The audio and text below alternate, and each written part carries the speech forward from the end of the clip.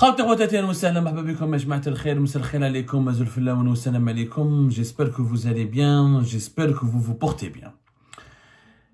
Nous allons aujourd'hui vous révéler quelques détails extrêmement importants et extrêmement sensibles. Et nous n'avons pas voulu les dévoiler parce que nous avons espéré que la justice militaire au niveau du tribunal militaire de Blida allait réellement faire son travail. Mais bon, les récentes polémiques, la récente affaire du colonel Boualam Ben Nasser, qui a éclaté au grand jour avec le témoignage de son frère Toufiq Ben Nasser, qui a raconté, dit que son frère fait l'objet d'un acharnement, d'une cabale judiciaire, qu'il a été kidnappé, qu'il a disparu, qu'on veut le faire taire parce que on veut l'empêcher de dire des informations concernant un complot, contre la présidence. Nous avons fait notre enquête, on a compris effectivement les taux arrêts, mais pour le moment pour des sanctions disciplinaires, et nous avons invité M. Toufiq Ben Nasser à nous contacter, et là il a fait une deuxième vidéo, et M. Toufiq Ben Nasser a fait une deuxième vidéo où il dit qu'il était prêt à me contacter, ou qu'il m'a invité à me contacter pour me donner des informations, et qu'il est sûr de ce qu'il est en train d'affirmer et d'accuser. Cette affaire Yajma'a, elle est liée à un personnage. Dans ce personnage, ils doivent être jugés depuis la fin février 2024. Et son procès est visiblement enterré. Parce que nous sommes à la fin du mois, le mois de mars c'est terminé, nous sommes au mois d'avril, on a fait la fin du mois Ramadan, Ghadwa l'Eid arrive, ensuite il y aura les élections présidentielles qui vont arriver, la campagne électorale, et le procès de l'affaire la plus importante au sein de l'institution militaire n'a toujours pas été programmé. Il s'agit du procès du lieutenant-colonel Tariq Amirat. Il y a certains détails qui concernent M. Tariq Amirat que nous n'avons pas voulu révéler pour ne pas, troubler le déroulement de son procès, pour respecter l'instruction qui est en cours, et pour ne pas porter préjudice aux institutions de l'État, parce qu'il y a des informations très graves. Mais la goutte d'eau a fait déborder le khlas. À un moment donné, on parle plus d'Amirat, et on parle de Ben Nasser. Donc, on a l'affaire Ben Nasser. Mais on a oublié l'affaire Tariq Amirat. Parce que, bon, moi, j'ai parlé avec des sources, j'ai parlé avec des personnes qui m'ont contacté et qui m'ont donné des garanties. Non, Khoya Abdou, ne vous inquiétez pas, il n'y a aucune volonté au sein de l'armée, ou au sein de la justice militaire, ou au sein de l'institution militaire de libérer, ou de remettre en liberté Tariq Amirat ou de l'innocenter. À partir de ce moment-là, pourquoi son procès n'a pas eu lieu encore? Et quand on parle de Ben Nasser, il faut toujours savoir que Ben Nasser qu'il soit bon, on ne m'arrafouche. Moi je parle et je dénonce des faits. Moi j'ai parlé de lui dans le cadre de l'affaire de Tariq Amirat. Maintenant, s'il a des problèmes avec sa tutelle ou son autorité hiérarchique, ça c'est une autre affaire. Mais il s'avère qu'on ne peut pas nous faire oublier monsieur Boualam Ben Nasser est parmi les témoins dans l'affaire de Tariq Amirat. Mais il n'y a pas que lui. Et on a donné des noms la dernière fois. Sauf que maintenant, Tariq Amirat, son procès devait avoir lieu vers la fin du mois de février. C'était le 27, je crois. C'était le 27 parce que ensuite il a été reporté une première fois le 3 mars. Ensuite, le 3 mars, l'audience n'avait duré que 10 minutes. Et il a été reporté en présence des témoins, de l'inculpé qui était sur le banc des accusés et de certaines personnes qui sont placées sous contrôle judiciaire, comme le général-major Sidi Ali Oulzmeli, l'ex-patron de la DCSA, de la Direction centrale de la sécurité de l'armée de 2020-2022, où depuis le report du 3 mars, plus aucune nouvelle. Mais où l'affaire Tariq Amirat est un scandale que certains veulent étouffer. C'est ça le problème. Parce que Tariq Amirat, le dossier TAO, le volet, le complot. Il a été accusé de complot, de comploter, d'avoir orchestré des manœuvres de complot contre des institutions de l'État, dans la présidence de la République, dans certains membres du gouvernement, dans certains membres du cabinet présidentiel, et dans aussi des personnalités militaires, membres de l'institution militaire. Mais, qu'il y a des choses qui, malheureusement, l'opinion publique nationale et internationale ignore. Je dis bien internationale parce que cette affaire implique aussi bien les Algériens que les étrangers. Tariq Amirat Yajma'a, il y a des personnes, visiblement, au plus haut sommet du pouvoir algérien, qui ne veulent pas le voir couler. Parce que le cas Tariq Amirat coule et son procès se déroule, Tarek Amirat risque de dire, de faire des révélations et de lancer des accusations contre certains responsables de l'armée et des services de renseignement, ce qu'il va révéler et ce qu'il va dire va tout simplement provoquer un séisme général et national. Un séisme général et national, ça pourrait coûter la tête de pas mal de très hauts responsables de l'armée, y compris Saïd Chengriha. Saïd Chengriha en personne, نقولوا رد بالك. راهم يلعبوا بيك في l'affaire تاع الكاميرات, elle risque de te provoquer un énorme problème. D'abord, il faut savoir que la maman de Tarek Amirat, qui essaie de libérer son fils, elle parle toujours au nom de Saïd Chengriha. Et elle dit que Saïd Chengriha m'a promis de libérer mon fils, elle m'a promis d'intervenir pour libérer mon fils sur la Tahdar. Cette femme, parce qu'elle était la femme de Slimane Amirat, Allah yarhamou. Quoi qu'il arrive, même Slimane Amirat, un jour on va lui parler de lui. Ça, il a eu un parcours controversé au sein du mouvement de libération nationale. Il a autant de détracteurs que d'admirateurs. Ça reste une personnalité, une personnalité nationale limite. Mais elle n'a jamais été rappelée à l'ordre. Elle parle au nom de Saïd Chengriha, le plus normalement du monde, et elle promet aux personnes, et elle promet à sa famille, aux personnes qui la fréquentent à Alger, que son fils va se libérer, comme si le verdict de son procès était d'ores et déjà connu. L'affaire Tarek Amirat Ajma'a fait plusieurs dossiers. Mais fait le dossier, c'est le complot. Le fameux réseau de comploteurs, d'officiers comploteurs qui ont été arrêtés, ce réseau qui a été démantelé à travers plusieurs arrestations menées en été, entre juillet et août, notamment le mois d'août 2022, par les éléments de la DGS, la Direction Générale de la Sécurité Intérieure, l'équipe qui travaille au niveau de la Kazan Antar de Benaïknou. C'est eux qui ont démantelé ce réseau d'officiers comploteurs, qui utilisaient leurs fonctions et leurs pouvoirs au sein de la DDSE et de la Direction Centrale de la Sécurité de l'Armée pour faire des faux rapports, pour bidonner des rapports, pour faire fuiter des informations qui étaient fausses, ou là pour détourner des rapports confidentiels afin de les manipuler et de les utiliser pour alimenter des campagnes médiatiques contre certains responsables de l'État dans le but de les discréditer, de provoquer leur chute et de justifier l'ouverture d'enquêtes judiciaires à leur encontre, notamment par le service de la DCSA, la Direction Centrale de la Sécurité de l'Armée. Mais l'affaire Tarek Amirat Hada, c'est une bombe au sein de l'institution militaire et vous allez comprendre maintenant pourquoi son procès tarde à s'organiser, tarde à avoir lieu. Pourquoi les juges ont du mal à traiter son affaire. Pour une raison simple, c'est qu'il y a deux autres dossiers pour lesquels Tarek Amirat doit être jugé. Le premier dossier concerne un disque dur. Tout a commencé en 2013 par un disque dur. Un disque dur qu'un lanceur d'alerte, que je ne vais pas révéler le nom, je ne vais pas révéler les noms des témoins, parce que dans l'affaire de Tarek Amirat, effectivement, il n'y a pas que Boualem Ben Nasser comme témoin. Il y a d'autres témoins. Il y a d'autres témoins dans cette affaire. Les Houma, je ne vais pas citer leur nom, mais nous sommes des lanceurs d'alerte, nous sommes des personnes qui ont connu Tarek Amirat, qui étaient ses proches, nous sommes des personnes, des citoyens algériens résidant à l'étranger, qui ont connu les services de sécurité, les représentants des services secrets algériens ici en France à travers les consulats et l'ambassade d'Algérie en France, et qui les ont aidés, ou là qui les ont côtoyés au moment où le scandale, le première affaire dont personne n'a voulu parler, parce qu'elle était ultra sensible, c'est l'affaire du disque dur.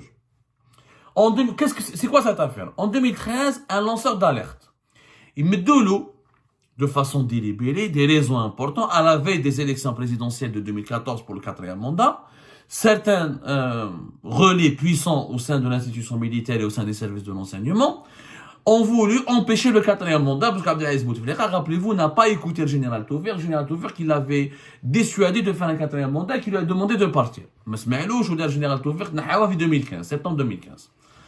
Il y avait un disque dur qui contenait les comptes bancaires de Saïd Bouteflika en Suisse et les opérations financières illicites et illégales de pas mal de membres du clan de Bouteflika, dont les hommes d'affaires, dont Saïd Bouteflika en personne et plusieurs de ses amis, de ses contacts en Suisse. Tout ça a été dissimulé dans un disque dur qui a été remis à un lanceur d'alerte qui était établi à Paris. Le lanceur d'alerte, il contacte un employé qui travaille au niveau du consulat d'Algérie à Pontoise. Pontoise, c'est une ville à côté de Cergy qui est située dans la région parisienne.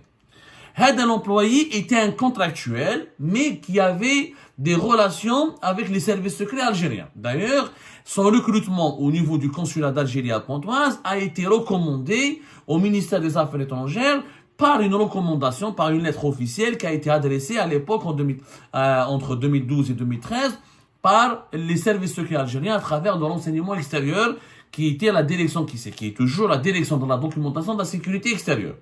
La direction de la documentation de la sécurité extérieure, c'est le renseignement extérieur algérien. La direction générale de la sécurité intérieure, c'est le renseignement intérieur algérien. Donc, je vais rester très professionnel. Ne pas citer les noms et les prénoms des témoins, ne pas les compromettre, ne pas les mettre en danger, tout en respectant l'instruction. Mais comme les juges ne veulent pas faire leur travail, et comme je sens il y a une volonté manifeste de libérer absolument Monsieur Tariq Amirati, dont la maman se targue, elle est l'amie de Shengriha, elle veut absolument le libérer. Il était de notre devoir pour protéger la patrie, pour protéger l'intérêt général, et parce que Tariq Amirati est un homme extrêmement dangereux. Extrêmement dangereux. S'il venait à être libéré, je vous assure que le pays, sa sécurité nationale, serait gravement compromise parce qu'il a des connexions à l'étranger et en Algérie, il baigne dans des manœuvres immorales d'une extrême gravité. La preuve, d'être l'affaire d'un disque dur. Donc 2014, un lanceur d'alerte contacte l'employé du consulat de Pontoise. Le consulat de Pontoise, au début, il a contacté directement Alger, la DDSE. Quand le contact direct était c'était Shkoun, c'était Tariq Amirat. À l'époque, en 2013, Tariq Amirat était même pas commandant, il était capitaine. Il travaillait dans un service, c'est la section recherche du renseignement extérieur algérien. Section recherche, c'est comme une brigade de recherche, c'est un service d'enquête et d'investigation. Contacté, le voilà, il y a un lanceur d'alerte qui prétend avoir un disque dur qui contient des preuves accablantes contre les membres de la famille Bouteflika et contre les alliés des membres du clan Bouteflika et qui, avec leurs avoirs et leurs opérations bancaires en Suisse. Contacté. En même temps, le lanceur d'alerte, il habitait une zone qui était, il résidait dans une zone qui était proche du consulat d'Algérie à Bobigny. À l'époque, comme les consulats d'Algérie, quand l'ambassade, il y a un bureau de sécurité. Chaque consulat a un bureau de sécurité qui est dirigé par un officier des services secrets algériens. Le bureau de sécurité et les consulats sont toujours gérés par la DDSE. Il se trouve qu'à l'époque, en 2013, celui qui dirigeait le bureau de sécurité du consulat d'Algérie à Bobigny de 2010 à 2013, à l'époque, il était commandant, le fameux Boualem Ben Nasser, qui est aujourd'hui colonel et qui a disparu selon son frère. Il fait l'objet d'une arrestation arbitraire pour le faire taire et le faire disparaître parce il dérange, parce qu'il détient des informations de complot contre la présidence. Et selon d'autres sources, il est uniquement aux arrêts parce qu'il a commis des écarts disciplinaires. Quoi qu'il arrive, à l'époque, au moment des faits, quand il a le bureau de sécurité, le consulat d'Algérie à Bobigny. Le premier qui était en contact avec le fameux lanceur d'alerte qui avait le disque dur, c'était Boualem Ben Nasser. Le nom de côté, Hamza. C'était un commandant.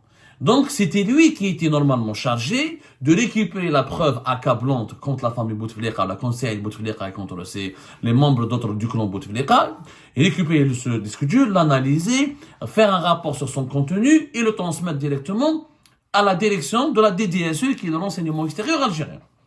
Sauf que la situation a totalement changé puisque le lanceur d'alerte a été manipulé par l'employé du consulat de Pontoise. Les Kalou ne le donne pas à Hamza, ne le donne pas au commandant Boualem Ben Nasser. C'est moi qui va te mettre en contact avec un officier plus important qui va venir depuis Alger pour traiter avec toi et pour te rencontrer pour récupérer le disque dur. Donc, le disque dur m'a chez Boualem Ben Nasser. Sauf que Boualem Ben Nasser, il savait, parce qu'il avait rencontré le lanceur d'alerte, il a été briefé, il a eu déjà connaissance de l'information, ou là il a eu partiellement en tout cas connaissance de ce qu'il y avait dans ce disque dur en 2013. Mais il n'a pas pu le récupérer. Il devait le récupérer parce que c'était lui le représentant attitré des services secrets. Normalement, Houa, avec Café Bobigny, ou Ken, le responsable des Hakam, le bureau de sécurité dans l'ambassade d'Algérie, à l'époque, c'était normalement, depuis des années, c'était le fameux général Ben Daoud. Mais Ben Daoud, il avait quitté son poste, je crois. Donc il y avait un autre, j'ai oublié le nom. C'est généralement un colonel ou un général qui dirige toujours le bureau de sécurité de l'ambassade d'Algérie à Paris. C'est un poste stratégique. Toujours le renseignement, les services secrets algériens, vu que la France est un pays particulier, un partenaire important, il y a des millions d'Algériens qui vivent en France, on confie toujours ce poste, le représentant des services secrets algériens en France est toujours un officier influent, important et expérimenté. Et vous allez voir que ça va changer. Et vous allez voir pourquoi. Donc, il y a eu des interventions qui ont influencé via le lanceur d'alerte, via l'employé Tal Pontoise, et le lanceur d'alerte a été convaincu de ne pas remettre le disque dur à Bouala Ben Nasser alias Hamza, et de le remettre à qui? À Tarek Amirat. C'est Tarek Amirat en personne qui va monter depuis Alger, qui va aller à Paris, qui va récupérer le disque dur. Et qui ensuite était censé faire son enquête. Sauf que Tarek Amirat ne va jamais faire d'enquête. Et le disque dur ne va jamais être remis à la DDSE, qui était à l'époque dirigée par le général Youssef, général-major Youssef, Mohamed Bouzid, alias Youssef. Lui, il va jamais le donner. Tarek Amirat, son frère, était l'ami de Saïd Bouteflika. Tarek Amirat va profiter de ce scandale pour se rapprocher de Saïd Bouteflika, pour aller le voir et lui dire, voilà, il y a un complot contre toi, les services secrets ont reçu des informations concernant tes comptes bancaires en Suisse, concernant les opérations bancaires de pas mal de tes amis et de tes alliés en Suisse. Moi, on m'a demandé de faire l'enquête, j'ai récupéré les preuves, ils sont à ton niveau. Il a rendu service Saïd Bouteflika. Et c'est comme ça que Mbad, Tarek Amirat, il a obtenu des promotions. Saïd Bouteflika Mbad bat au Rome, bat en Italie, contre le gré du général à l'époque Béchir Tartak, parce que Béchir Tartak n'appréciait pas Tarek Amirat. Tous les services secrets à l'époque ont détesté Tarek Amirat, parce que dans les services, il a manipulé, il a utilisé son poste au sein des services secrets pour récupérer un dossier compromettant contre Saïd Bouteflika et des personnes du clan de Bouteflika. Il l'a donné à Saïd et il a empêché, il a saboté, il a compromis une enquête d'une extrême gravité concernant les opérations bancaires et les avoirs financiers de Saïd Bouteflika, de pas mal de ses amis et de ses alliés en Suisse. Dans 2013, entre 2013 et 2014. Donc, on aurait pu, bien avant le Hirak, parce que la Suisse a communiqué récemment en 2020, entre 2022 et jusqu'à 2023, l'Algérie, elle a envoyé pas mal de commissions rogatoires. Il fallait attendre l'année 2023, pour que la Suisse communique officiellement les coordonnées des comptes bancaires de Saïd Bouteflika en Suisse, et où il y a encore 30 millions, l'équivalent de 30 millions d'euros qui sont toujours cachés en Suisse. Et il y a un travail de coopération judiciaire, mais ça, qui a duré des années, qui a duré de 2021 pratiquement, qui a duré de 2020-2021 jusqu'à 2023. Il fallait attendre 2023 pour que les autorités algériennes aient des informations solides ou la concrètes, ou la confirmer sur ce que possède Saïd Bouteflika en Suisse. Mais déjà, ces informations étaient déjà à la disposition des services secrets algériens en 2013. Mais malheureusement, Tarek Amirat, il a trahi son pays, il a trahi son institution, il a fait usage d'un dossier pour ses besoins de carrière. Où Saïd Bouteflika a récompensé, même c'est la première fois pratiquement de l'histoire depuis de très longues années, alors même qu'il était même pas colonel, uniquement commandant, a donné le poste du bureau de sécurité de l'ambassade d'Algérie à Paris. C'était entre 2017 et 2019. Toujours Bouteflika Saïd l'a promu. Tartak était contre, mais Tartak ne pouvait rien faire parce que Saïd Bouteflika était plus influent. Et c'est comme ça que Tarek Amirat est devenu puissant. Ça, c'est le premier volet. Mais le problème, c'est qu'avec le disque dur, il a disparu. Mais la DDSU n'a jamais pu le conserver, ni le garder.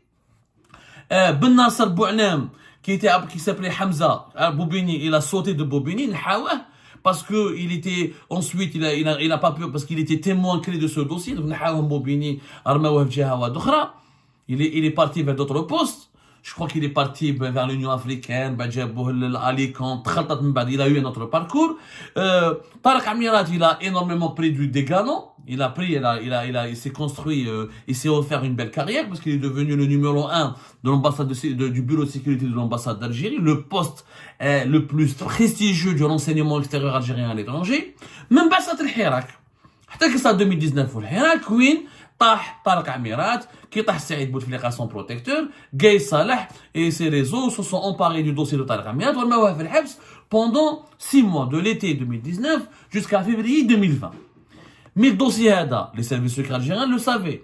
كان على بالهم به. L'institution militaire le savait. Il y a que quelques témoins منهم le premier lanceur d'alerte, un autre l'employé du consulat de Pontoise dont on ne sait pas s'il est encore employé ou pas. Nous sommes en train d'enquêter via Algéripat. Nous allons vous révéler d'autres informations plus tard. On ne va pas précipiter parce qu'on ne veut pas vraiment, on ne veut pas bousculer ou la violer le secret d'instruction ou la bousculer le processus judiciaire. Mais comme il y a des tentatives d'ingérence dans le processus judiciaire, comme il y a une volonté, un plan pour libérer Tarek Amirat, donc c'est pour nous extrêmement dangereux. Donc, quand à Pontoise, quand à Ben Nasser, quand une certaine Asia qui était civil, mais qui travaillait, on appelle ça un PCA, un personnel civil assimilé, qui travaillait pour les services secrets algériens en tant que civil ici en France, à Paris, bureau de sécurité, à consulat général d'Algérie en nation, mais qui était au courant de cette affaire, le peu de personnes qui étaient au courant de cette affaire ont été séparés. Certains qui ont accepté le silence et qui ont accepté de manœuvrer ou d'être les complices de Tarek Amirat dans ce détournement de ces pièces à conviction qui constituaient une base importante pour une enquête sur de graves affaires de corruption ont été promus, ont eu des promotions. Et celles et ceux qui ont voulu dénoncer cet abus de pouvoir ou là, ce détournement de ce dossier ou là l'usage extrêmement scandaleusement personnel de ce dossier ont été écartés. نحاولهم les postes.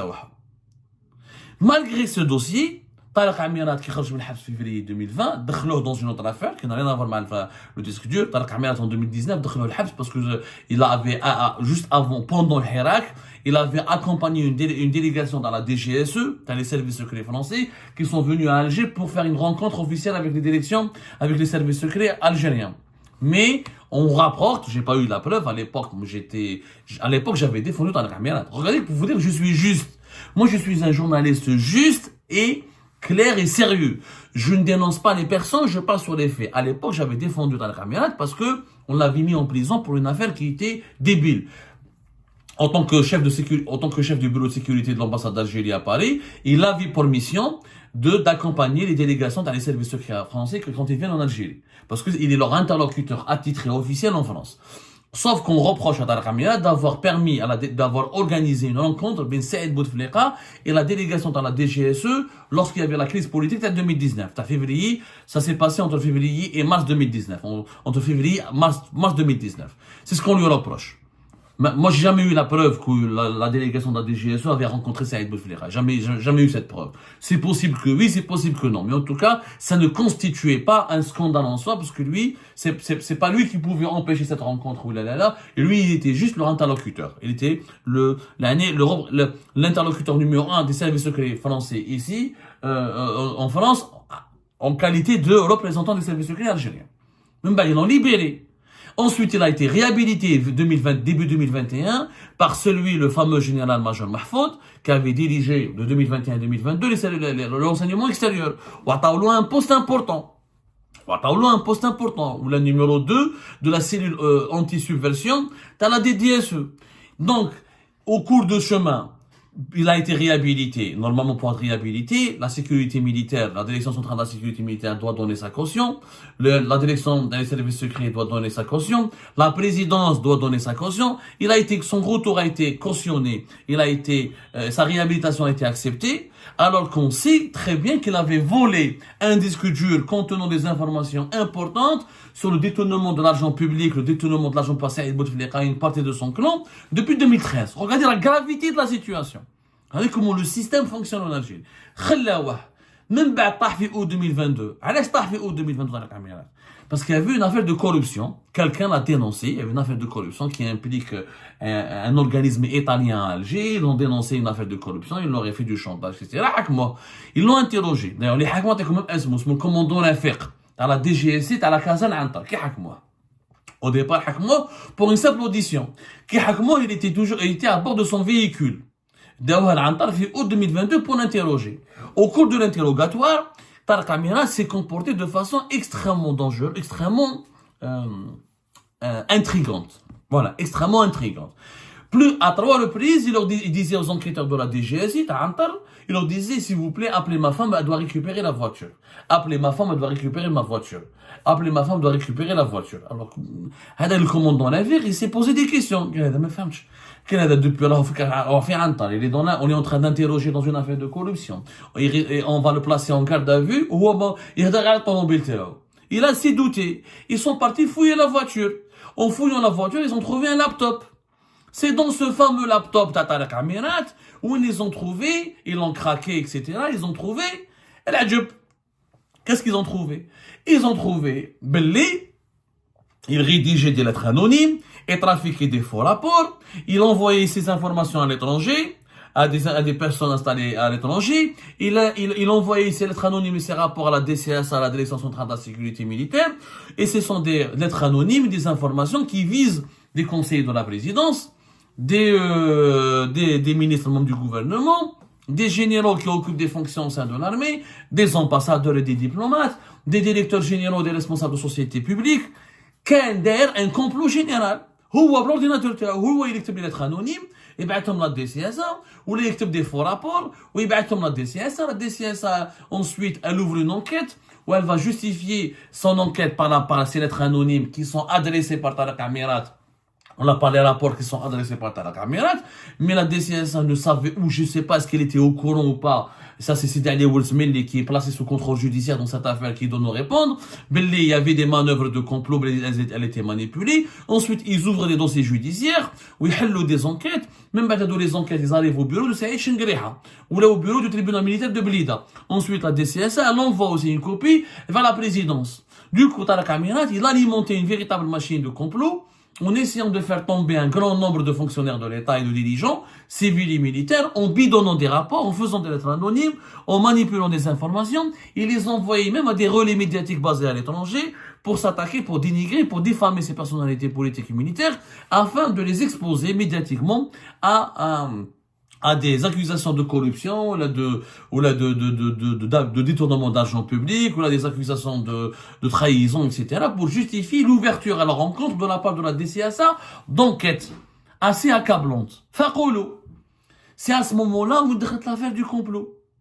En fait, Tariq Amirat, il a trois affaires en fait. La troisième affaire, c'est le financement de la campagne électorale. Le financement de la campagne électorale, c'est Algérie Part qui l'avait révélé. Le 3 août 2021, c'est nous qui avons sorti des images. L'article d'Algérie Part exclusif, les images qui prouvent l'implication d'un haut responsable du renseignement algérien dans le financement occulte du 5e mandat. En fait, Tariq Amirat, il a été filmé dans une brasserie parisienne, qui d'ailleurs le premier rassemblement pour le 5e mandat de Bouteflika fait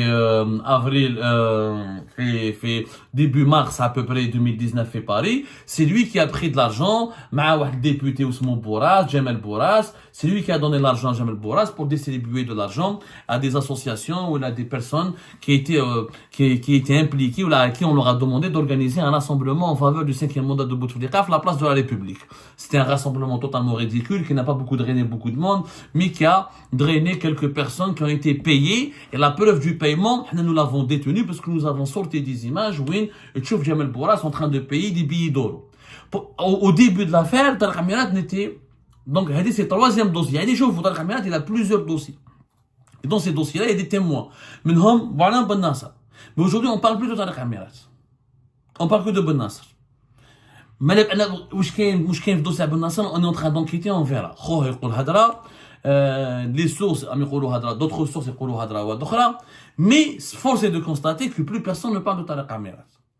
Et que depuis l'affaire du disque, rien que normalement depuis l'affaire du disque dur, ce monsieur n'aurait jamais dû être réhabilité en 2020, n'aurait jamais dû continuer à travailler pour les services secrets algériens en 2021, il n'aurait jamais dû d'ailleurs continuer à rester, à avoir des promotions, à occuper les postes qu'il avait occupés à Rome et à Paris entre 2015-2016 jusqu'à 2019.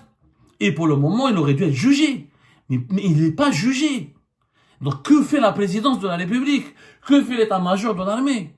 Pourquoi on ne veut pas juger un homme qui a clairement trahi le pays, qui a clairement trahi l'institution, qui est clairement impliqué dans des grosses affaires, je dis bien de grosses affaires, de vol, de détournement d'informations confidentielles. et qui a permis à Saïd Bouteflika d'étouffer un scandale et une enquête qui pouvait s'ouvrir sur lui depuis 2013 concernant ses biens ou ses avoirs bancaires et financiers en Suisse.